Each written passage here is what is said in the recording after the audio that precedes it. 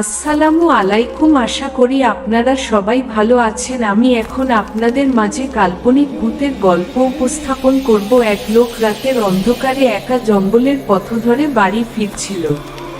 হাতে টিনটিন করে জ্বলা হারিকেন। চলতে চলতে হঠাৎ সে লক্ষ্য করল, হারিকেনের আলো পড়ে রাস্তার পাশে কি যেন ঝিলিক দিয়ে উঠল।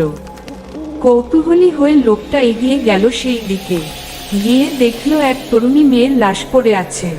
সে ভয় পেলেও ঠিকই দেখল মেয়েটির ডান হাতের মধ্যম আঙুলে একটি হীরার আংটি জল জল করছে। একটু ইতস্তত করে সে হারিকেনটা পাশে নামিয়ে রেখে লাশের আঙুল থেকে আংটিটা খোলার চেষ্টা করল, কিন্তু আঙুল ফুলে ওঠায় কিছুতেই ওটা খুলল না। লোকটা তখন তার পকেট থেকে একটি ছুরি বের করল। তারপর সেই ছুরি দিয়ে পুচিয়ে পুচিয়ে লাশের আঙুলটা কেটে ফেলল। ঠিক তখনই রাতের নিস্তব্ধতা ভেঙে কাছাচ্ছি কোথাও একটা শেয়াল ডেকে উঠল। লোকটা প্রচণ্ড ভয় পেয়ে ওই আঙুল সহ আংটি পকেটে পুরে ছোটা শুরু করল। এক ছুটে বাড়িতে এসে কাউকে কিছু না বলে সে ওই রাতে চুপে চুপে আঙুল থেকে আংটি ছাড়ালো। তারপর আংটিটা লুকিয়ে রেখে আঙুলটা পুঁতে ফেলল মাটিতে। এরপর অনেক দিন, প্রায় 10 বছর কেটে গেছে। ওই আংটিটা বেচে ব্যবসা করে লোকটা এখন অনেক টাকার মালিক। লোকটা সেই মেয়েটির কথা প্রায় ভুলে গেছে। এক অমাবস্যা রাতে সে তখন বাড়িতে একা। চারিদিকে শুনশান নীরবতা। হঠাৎ বাইরে দরজার কড়া নড়ে উঠল, খট খট খট খট। সে একটু বিরক্তি নিয়ে গিয়ে দরজা খুলল। দেখল দরজার সামনে সাদা শাড়ি পরে এক তরুণী দাঁড়িয়ে আছে। মাথায় ঘোমটা দেয়া থাকলেও তাতে তার রূপ ঢাকা পড়ছে না এতটুকু। লোকটা গদ গদ হয়ে প্রশ্ন করল, কি ব্যাপার, কাকে চান? তরুণী কেমন খসখসে গলায় বলল, ভাই, আমি অনেক দূর থেকে এসেছি, যাব আপনাদের পাশের গ্রামে, কিন্তু এত রাতে অন্ধকারে পথ হারিয়ে ফেলেছি। এদিকে প্রচণ্ড ক্ষুধা পেয়েছে। আমাকে যদি আজ রাতে একটু আশ্রয় দিতেন, একটু খাবার দিতেন। লোকটা যেন এমন সুযোগের অপেক্ষাতেই ছিল। বাড়িতে সে একা, তাই আবার এমন সুন্দরী নেই। সে বলল, আসুন আসুন, কোন চিন্তা নেই, সব ব্যবস্থা হবে। সে মেয়েটিকে বসতে দিয়ে খাবার নিয়ে এল। মেয়েটি খাবারের থালা টেনে নিয়ে খাবার মাখাতে লাগলো। লোকটা তখন লোভাতুর চোখে মেয়েটির দিকে তাকিয়ে আছে। হঠাৎ সে চমকে উঠল। দেখল মেয়েটি যে হাত দিয়ে খাবার মাখাচ্ছে সে হাতে 4টি আঙুল।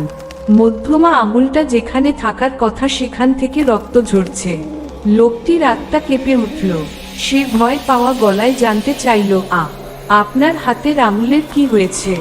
তখনই মেয়েটা সরাসরি লোকটার দিকে তাকিয়ে একটা বিকট হাসি দিল, যা দেখে লোকটা প্রচণ্ড ভয় পেয়ে গেল এবং ভয়ের একটা অদ্ভুত শিরশিরানি তার মেরুদণ্ড বেয়ে নেমে গেল। মনে হলো মেয়েটাকে সে কোথাও দেখেছে।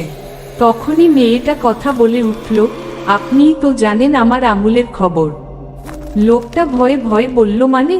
মেয়েটা ভয়ঙ্কর একটা হাসি দিয়ে বলল, মনে পড়ে আজ থেকে 10 বছর আগে রাস্তার পাশে একটা মেয়ের লাশ পড়ে থাকতে দেখেছিলেন? আপনি লাশের মূল্যবান অলংকারগুলো নিয়ে সরে পড়েছেন, সাথে লাশটার মধ্যমা আংটির জন্য আঙুলটাও। মনে পড়ে আপনার? আপনি যদি লোকজনকে লাশটার কথা অন্তত বলতেন, তাহলে অন্তত শিয়াল কুকুর একটা মুসলিম, অসহায় এবং পরিস্থিতির শিকার মেয়ের লাশ চিরে চিরে খেত না। আপনিই তো আংটির লোভে লাশটার একটা আঙুল পর্যন্ত কেটে ফেলেছেন। এখন আমায় ওই আঙুলটা দিন। মধ্যমার আঙুল না থাকলে কত যে অসুবিধা সেটা বলে বোঝানো যাবে না। তখনই লোকটার 10 বছর আগে দেখা লাশের চেহারাটার কথা মনে পড়ে গেল। এই মেয়েটার লাশ থেকেই তো সে ওই আংটিটা পেয়েছে। তাহলে এখানে এলো কোথেকে? আর কিছু ভাবতেই পারল না, তার আগেই জ্ঞান হারালো।